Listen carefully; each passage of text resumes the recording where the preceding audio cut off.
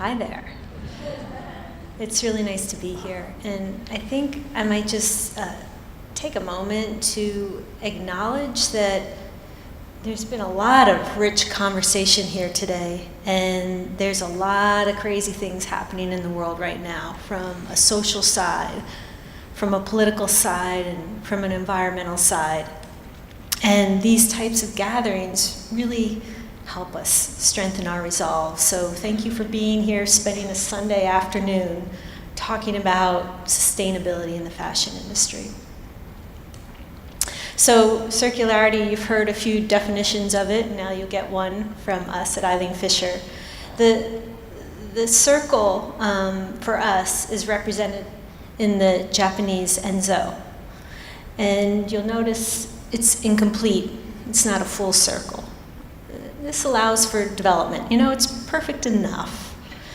But we think about circularity in two ways. One, it's around the product, as you've heard, you know, from the very beginning to the very end of the life cycle and back again and again.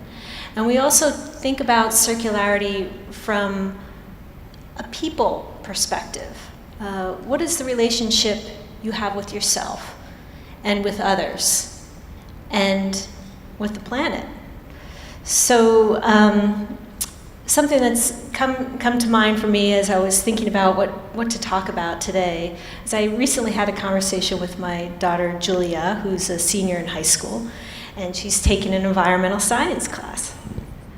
So the class is focused on the interaction of people and the environment, and what kind of interaction is that? Is it a positive one that's showing how we're balancing the world's cycles and systems, or not so positive? So I guess I wonder from you guys, based on maybe what you heard today and what you know swirling around the news, how do you think we're doing so far on this? Not so good, right? Not so good.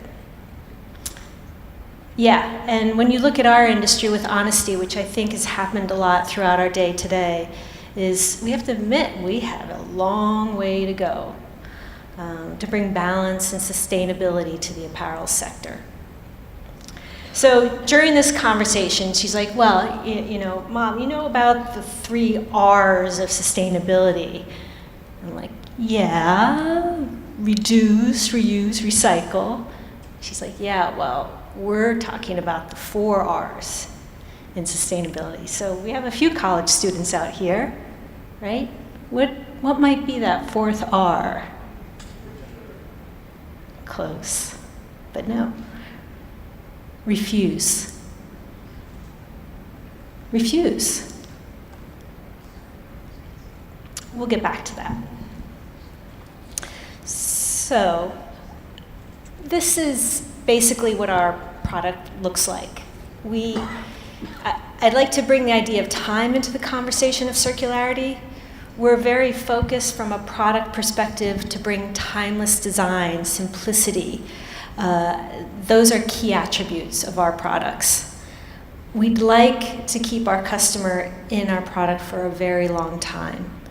And even beyond this, we hope that we're designing products with emotional durability too, that these become favorites for her, and that when she puts them on, she actually feels good about herself. So the idea of circularity is also, how do we slow that circle? So the next piece is more about the creative process. So we have time, and now we have creativity. This is an image of an installation we did in Italy. The stacks of clothes represent the excess of used clothes around the world. And so 8 years ago, we started a take-back program. We said to our customers, send us your old clothes. And very quickly realized, whoa, there's a lot of clothes out there. And we had excessive inventory. Yes, we wanted to sell secondhand clothes, send it back out to somebody who could wear it again. But there was damaged products, and we didn't know what exactly to do with the damaged products if we couldn't fix them. So the designers started playing around with this idea. they came up with some really beautiful products. Wall hangings, pillows, clothing. That idea of taking waste and making it into art. Turning those problems into possibilities. So we call this design work. The next piece, I would say, is about community and collaboration and circular, just like today, just like what Sustainable Apparel Coalition is doing, Textile Exchange, all these groups out there that are focused on collaboration. We just opened a new space up in Brooklyn. It's called Making Space. And it's a community-centered retail experience. So there'll be artist in residence there, mindfulness workshops, recycled clothing to buy, and neighborhood events. The idea that we hope to cultivate collective creativity around this issue. Because as it was stated earlier today, we can't do this alone.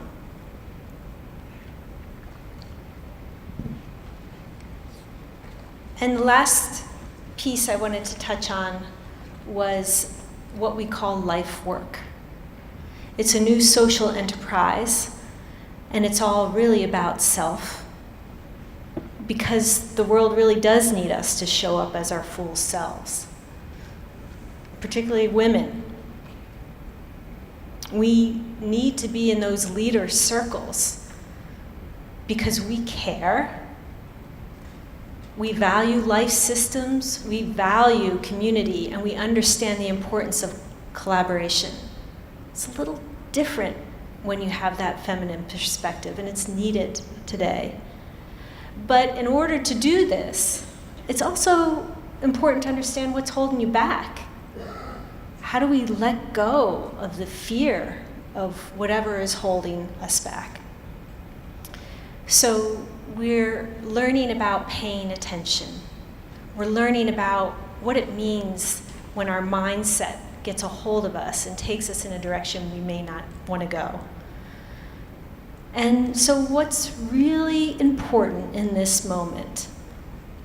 There was a stat I found from McKinsey. We had a few stats today, so here's mine. The average customer bought 60% more clothes in 2014 than in 2000, but kept each garment for half as long. So, are those new shoes that I want to get, are they really going to make me feel better? Maybe refusing something is the better option. And ideally, a person who is centered and knows when they need the shoes or don't need the shoes or how they might get different kind of shoes is actually then going to contribute to a stronger social system and a stronger environmental system. So going back to the circle, representing so much. It represents an innovative way to design, to make clothes, and to remake those clothes. It represents transformation of a community. And it represents strengthening self. Because resilience starts with each one of us. Thank you.